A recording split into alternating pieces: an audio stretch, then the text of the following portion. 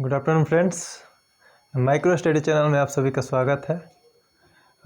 हम लोग कल अपना टॉपिक पढ़ रहे थे फंडामेंटल राइट्स। उसमें बहुत सारे केसेस को हम लोगों ने देखा। ठीक है, तो आज हम लोग एक नए टॉपिक की ओर आगे बढ़ते हैं और वो है आर्थिक आधार पर आरक्षण। ठीक है, आर्थिक आधार पर आरक्षण।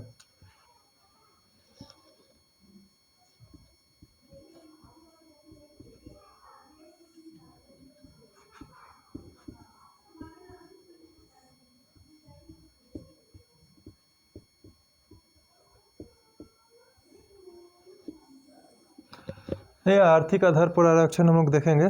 ठीक है, तो आर्थिक आधार पर आरक्षण है क्या? देखिए, सबसे पहले हम देखते हैं इसको कि 130वां संविधान संशोधन, 130वां संशोधन अधिनियम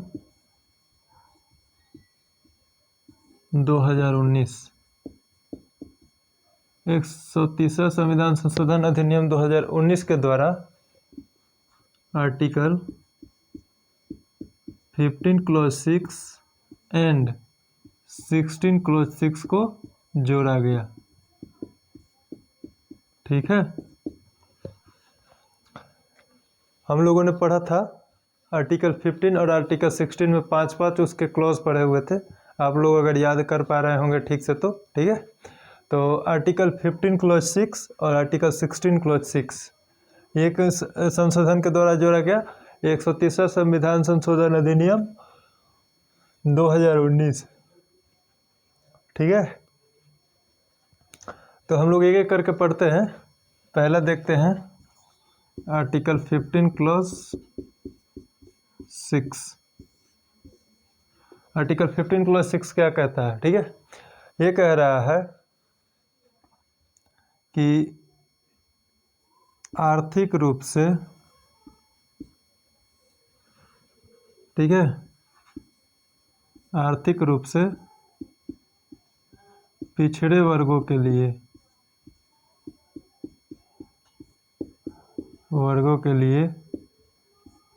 शिक्षा संस्थाओं में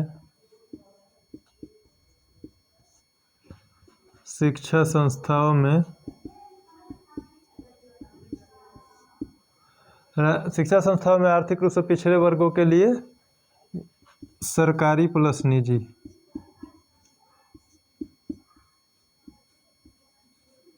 ठीक है, आर्थिक रूप से पिछड़े वर्गों के लिए शिक्षा संस्थाओं में EWS को, ठीक है, ये इसको EWS ही बोलते हैं, आर्थिक रूप से पिछड़े वर्ग, ये इसको शॉर्टकट में EWS बोली। ठीक है, जो है संस्थाओं में 10% सीटें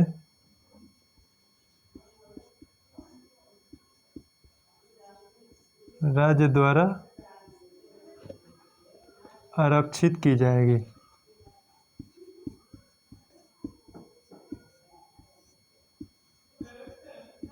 किया जाएगा।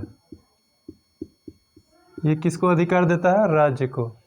कह रहा है कि शिक्षा संस्थाओं में आर्थिक रूप से पिछड़े वर्गों के लिए, EWS के वर्गों के लिए अधिकतम 10% सीटें राज्य को यह अधिकार दिया जाता है कि वो आरक्षित कर सकता है। ठीक है, उसके बाद देखते हैं यह आरक्षण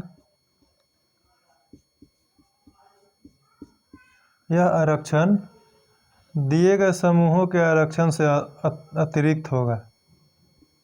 दिए गए समूहों के आरक्षण से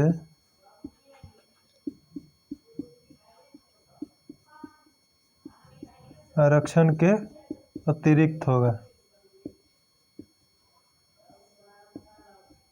ठीक है, आरक्षण टॉपिक है, थोड़ा लंबा चलेगा।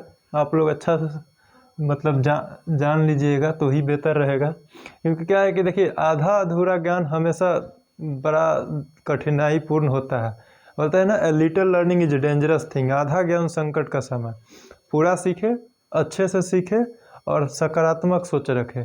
ठीक है, आरक्षण का करैया आरक्षण दिए गए समूहों के आरक्षण के अतिरिक्त होगा।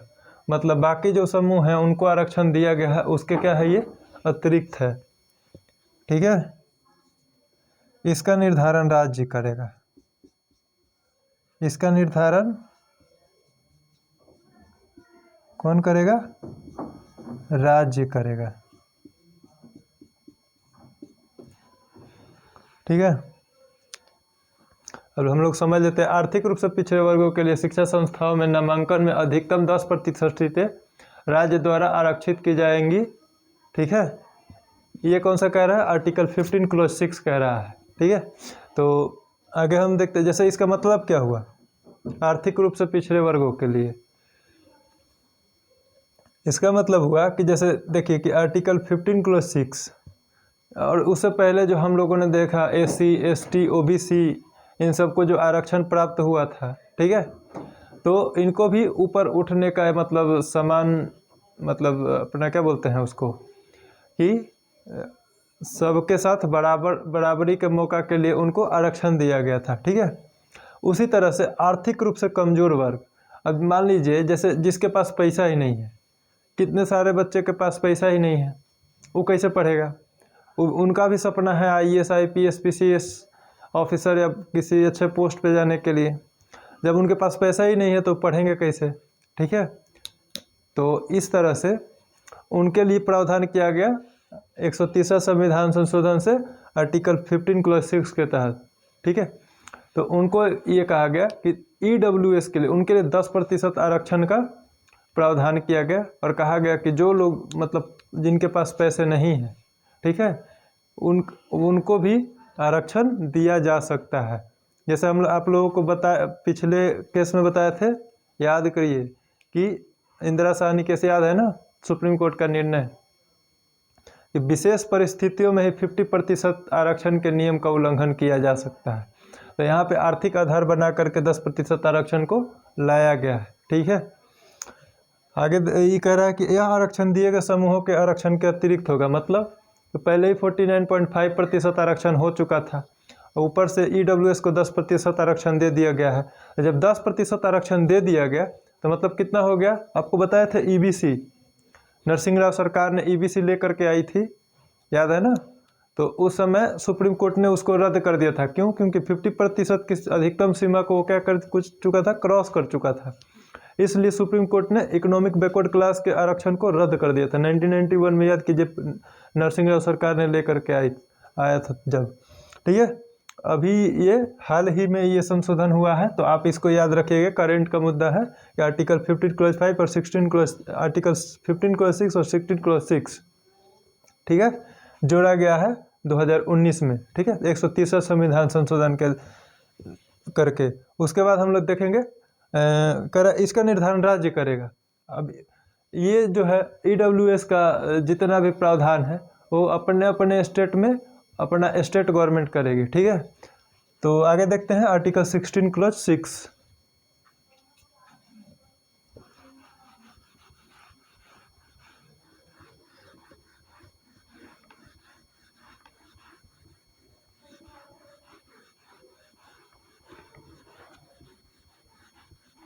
आर्टिकल 15 क्लॉज 6 और 16 क्लॉज 6 में ज़्यादा अंतर नहीं है। ठीक है, तो आप लोग ठीक से पढ़िएगा। अगर जैसे क्वेश्चन पूछ देता है कि हाल ही में कौन सा संविधान संशोधन हुआ है आरक्षण से संबंधित, ठीक है, तो 130वां संविधान संशोधन 2019 हुआ है। ठीक है, तो कौन सा आर्टिकल जोड़ा गया है जैसे पूछता है, तो आर्टिकल 15 क्लॉज 6 और 16 क्लॉज 6 संविधान में जोड़े गए हैं संशोधन करके। ठीक है, अब देखते हैं आर्टिकल 16 क्लॉज 6।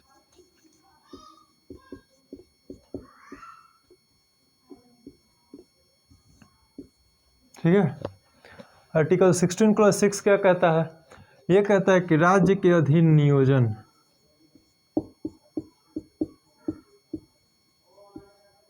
राज्य के अधीन नियोजन। अब नियोजन मतलब आप लोगों को मैं पहले ही बता चुका हूँ। ठीक है, नियोजन का मतलब होता है सरकारी नौकरी। राज्य के अधीन नियोजन में राज्य 10% सीटें आरक्षित कर सकती है। ईडब्ल्यूएस के लिए, राज्य के अधीन नियोजन में राज्य ईडब्ल्यूएस के लिए, ठीक है, ईडब्ल्यूएस के लिए 10% सीटें आरक्षित कर सकती है, ठीक है। बाकी इसमें भी वही है कि दिया ये जो आरक्षण है, आरक्षण उक्त समूहों से अतिरिक्त है, उक्त समूह को दिए गए आरक्षण के अतिरिक्त है, ठीक है। और इसका निर्धारण राज्य करेगा,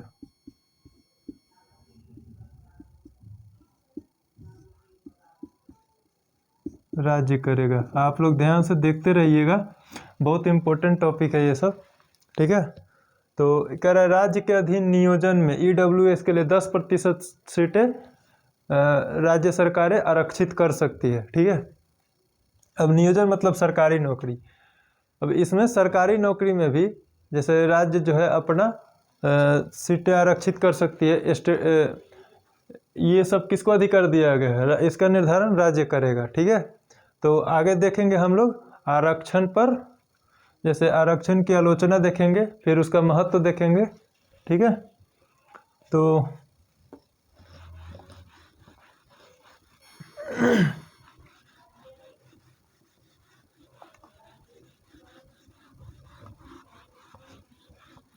अभी हम लोग देखेंगे 130वां संविधान संशोधन का मूल्यांकन, ठीक है, उसकी आलोचना, कमियां सब देखेंगे, उसका महत्व देखेंगे।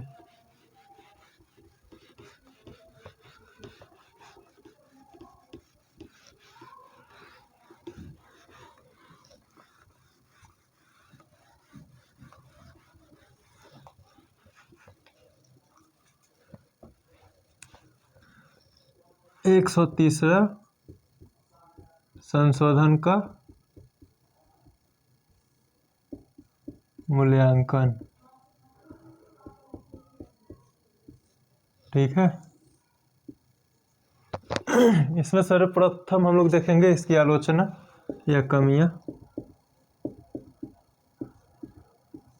आलोचना या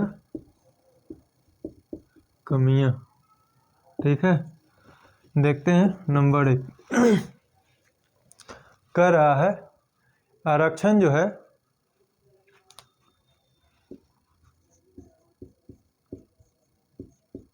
आरक्षण संविधान में वर्णित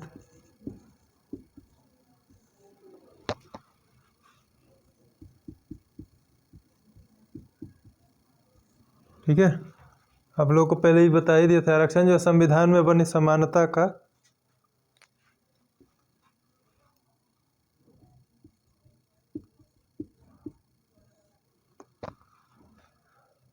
आरक्षण संविधान में वर्णित समानता का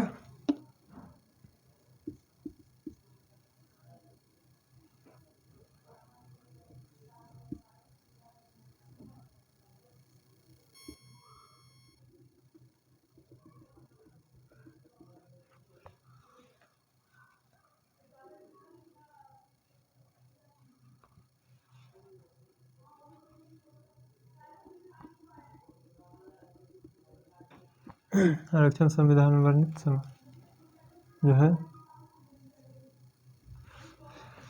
कह रहा है कि आरक्षण संविधान में वर्णित समानता का विरोधी, मतलब जो है कि यहाँ पर नीचे देखते हैं हम कि भारत का संविधान, ठीक है, भारत का संविधान सामाजिक पिछड़ापन, भारत का संविधान सामाजिक पिछड़ापन को मुख्य पिछड़ापन मानता है,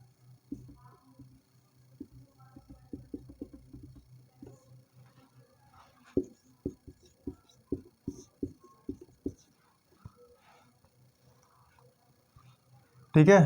कह रहे भारत का संविधान सामाजिक पिछड़ापन को मुख्य पिछड़ापन मानता है, अतः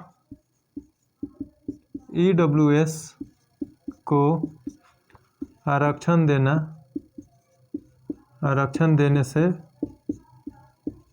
ठीक है, समानता का महत्व कम हो जाएगा।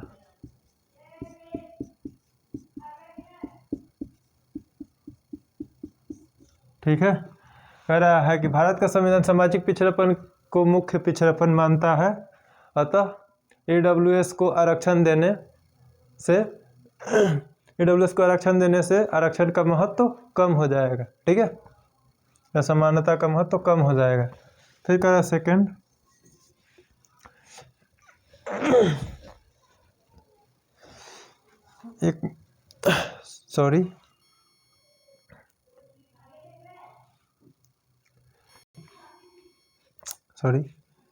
कह रहा EWS को आरक्षण देने से 50% की सीमा का अतिक्रमण हुआ है। 50% की अधिकतम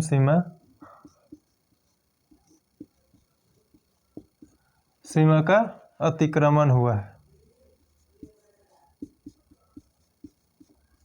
ठीक है, क्या हुआ है? अतिक्रमण हुआ है, जिसे अवसर की असमानता के रूप में देखा जा सकता है। ठीक है, कह रहा है कि EWS को आरक्षण देने से 50% की अधिकतम सीमा का अतिक्रमण हुआ है, जिसे अवसर की असमानता के रूप में देखा जा सकता है। ठीक है, तीसरा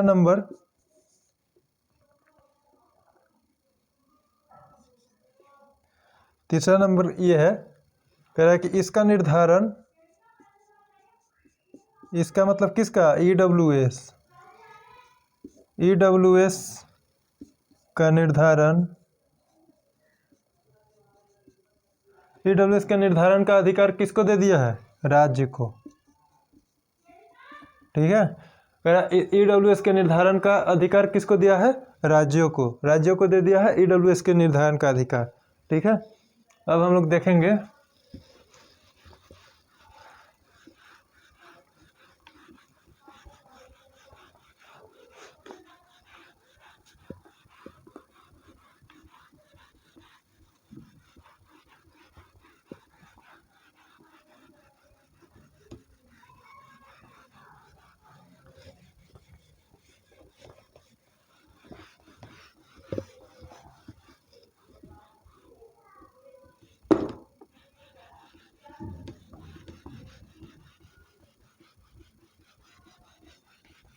अभी कह रहा है, चौथा नंबर देखेंगे कि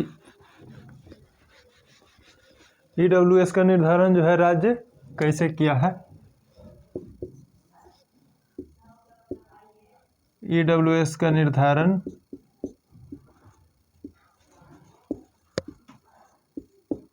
राज्यों द्वारा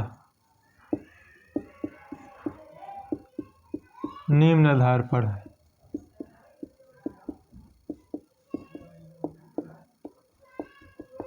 ठीक है, तो इसमें क्या है? कौन सा है? पहला है कि जिसका सकल घरेलू आय जो है वो 8 लाख प्रति वर्ष, सकल घरेलू आय 8 लाख प्रति वर्ष से कम हो। ठीक है, इसका सकल घरेलू आय 8 लाख प्रति वर्ष से कम हो। ठीक है, दूसरा कह रहा है 5 एकड़ कृषि योग्य भूमि से कम हो।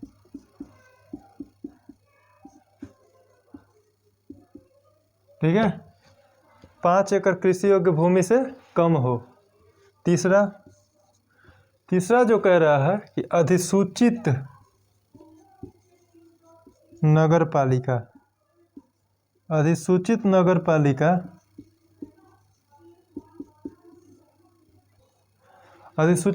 पालिका में 100 गज से कम का प्लॉट या 1000 गज, ठीक है, 100 से कम का प्लॉट हो या 1000 फीट से कम का मकान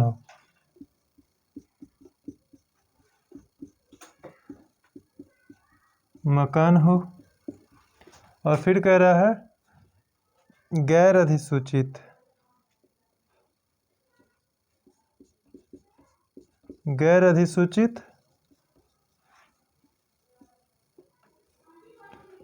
अधिसूचित नगर पालिका,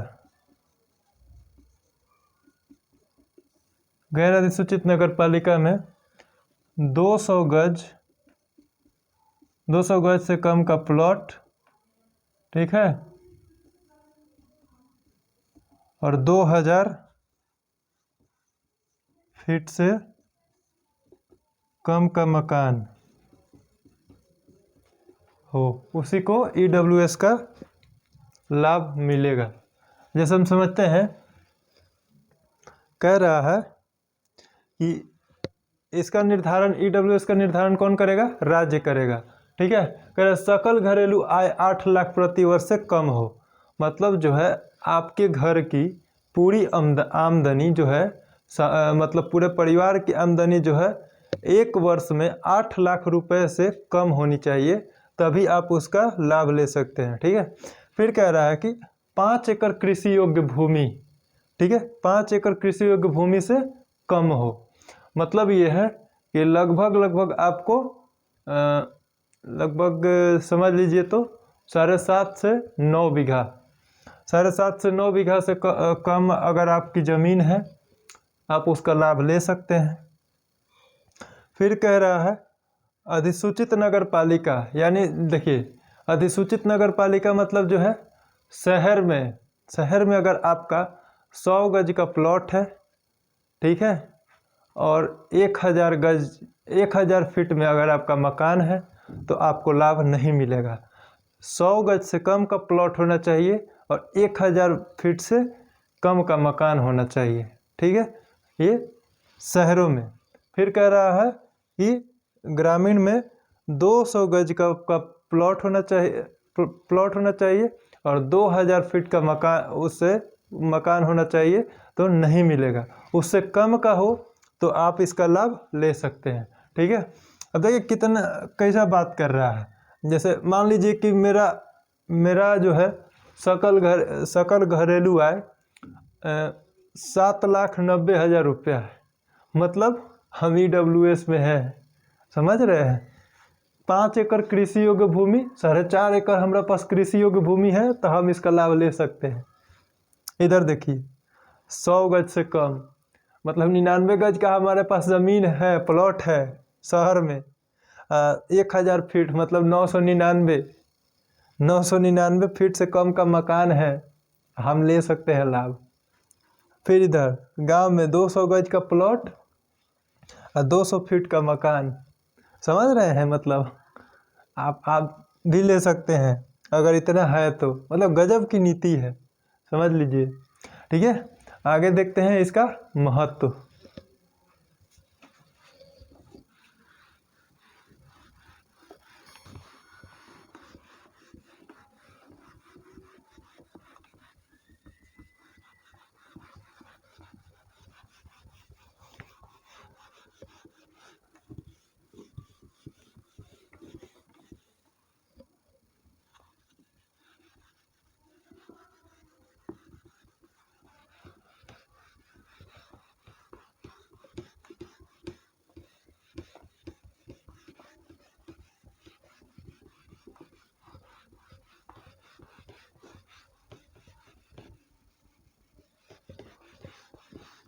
अभी हम इसका देखेंगे सकारात्मक गुण या महत्व, ठीक है।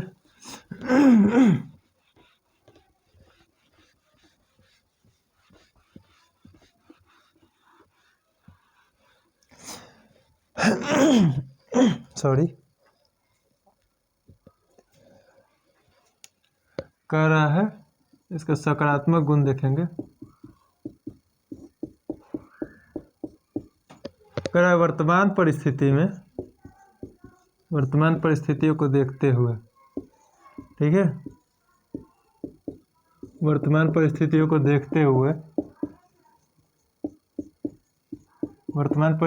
देखते हुए, ठीक है, आज की जो नीति है वर्तमान परिस्थिति को देखते हुए इसके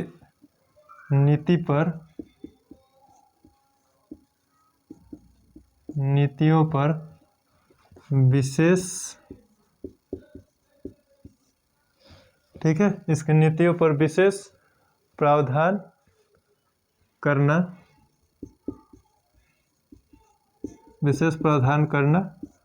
और इसका पुनरावलोकन करना जरूरी है।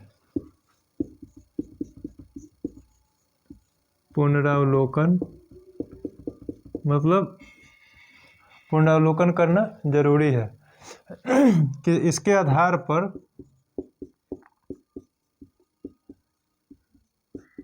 आर्थिक आधार को आरक्षण का आधार बनाया जा सकता है, ठीक है, इसके आधार पर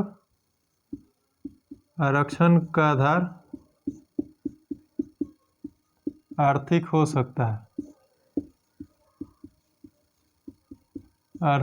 सकता है, ठीक है, यदि सभी तथ्य या आंकड़े इसकी पुष्टि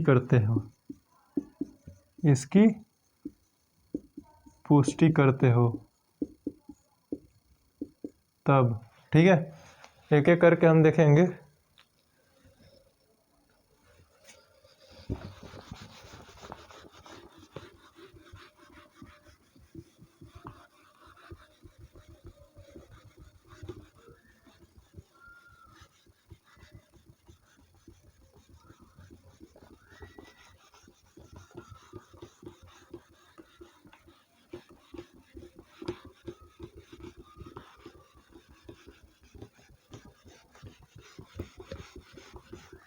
अभी हम देखेंगे इसको एक एक करके ये क्या है। कह रहा है भूमंडलीकरण की स्थितियों में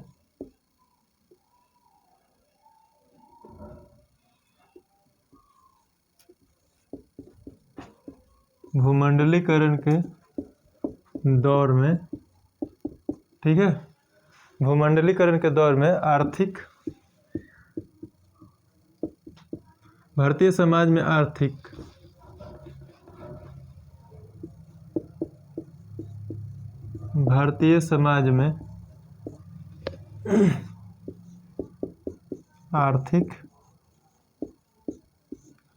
भूमंडलीकरण के दौर में भारतीय समाज में आर्थिक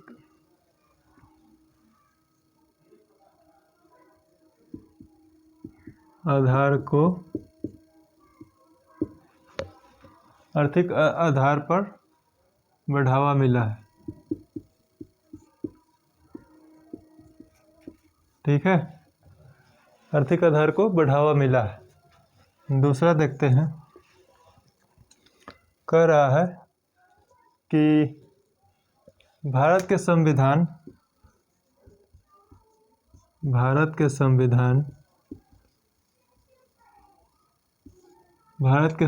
में मारकर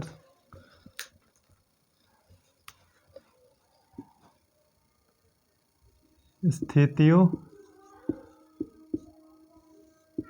ठीक है, भारत के संविधान में स्थितियों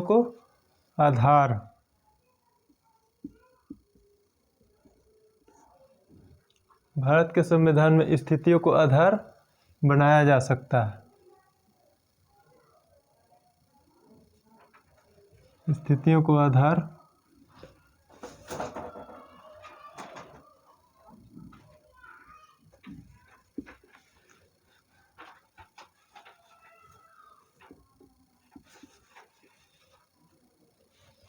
ठीक है। कह रहे भारत के संविधान में सामाजिक न्याय के साथ साथ आर्थिक न्याय की भी बात की गई है या स्थितियों को बताया गया है बताया गया है, क्या बताया गया है कि संविधान में आर्थिक सामाजिक न्याय के साथ साथ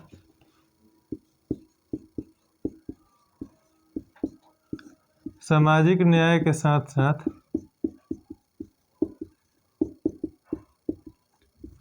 आर्थिक न्याय पर भी चर्चा की गई है। ठीक है, आर्थिक न्याय पर भी चर्चा की गई है। ठीक है, नंबर 3 देकर है कि भारतीय संविधान में सामाजिक न्याय के साथ साथ आर्थिक न्याय पर भी चर्चा की गई है। आर्थिक असमानता ही अन्य सभी असमानताओं को जन्म देता है। आर्थिक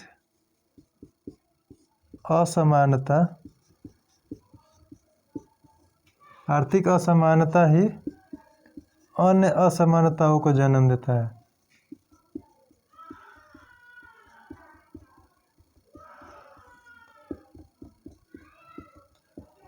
ठीक है, कह रहा है आर्थिक असमानता ही अन्य असमानताओं को जन्म देता है। नंबर 4 ये कह रहा है कि भारतीय सरकार की नीतियां भी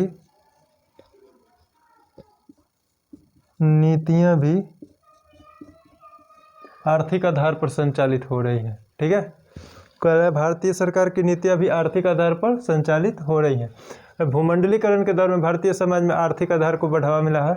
ठीक है, भारत के संविधान में सामाजिक न्याय के साथ साथ आर्थिक न्याय की भी चर्चा की गई है। ठीक है, फिर कह रहा है कि आर्थिक असमानता ही अन्य असमानताओं को जन्म देती है। और फिर कहता है भारतीय सरकार की नीतियां भी आर्थिक आधार पर बनाई जाती हैं। ठीक है, तो आगे हम देखेंगे। अभी इसको मिटाते हैं पहले, उसके बाद देखेंगे आर्टिकल 17।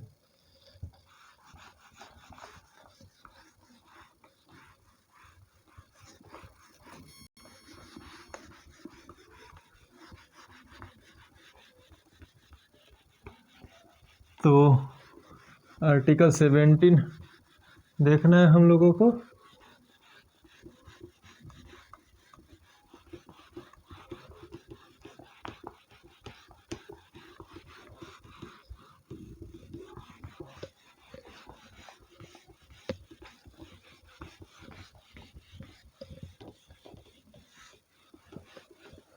ठीक है, तो टाइम ख़त्म हो गई। तो देखिए, आप लोगों को पता ही नहीं चला, पढ़ाते पढ़ाते टाइम निकल गया। तो समय का अभाव, वही बात है कि जाने का तो मन नहीं है। लग रहा है कि पूरा अभी आप लोगों को आज ही फंडामेंटल राइट्स ख़त्म करवा दें। लेकिन क्या है कि देखिए, जितना भी हम लोग पढ़ रहे हैं, आपको मैक्सिमम चीज़ें इसमें से नहीं बताई जाती हैं मैक्सिमम कोचिंग संस्थानों में। ठीक है, तो आप लोग नियमित रूप से कक्षा को फॉलो करें और अच्छे से संविधान और राज्य व्यवस्था को समझें। ठीक है, तो मिलते हैं कल के लेक्चर में। देखते रहिए, फॉलो कीजिए, लाइक कीजिए, सब्सक्राइब कीजिए। नहीं समझ आ रहा है तो क्वेश्चन पूछिए कमेंट में करके। ठीक है, बाकी हम लोग तो है ही आपके सभी समस्याओं का समाधान करने के लिए। ठीक है, तो सेफ रहिए, मस्त रहिए। मिलते हैं नेक्स्ट लेक्चर में। जय हिंद।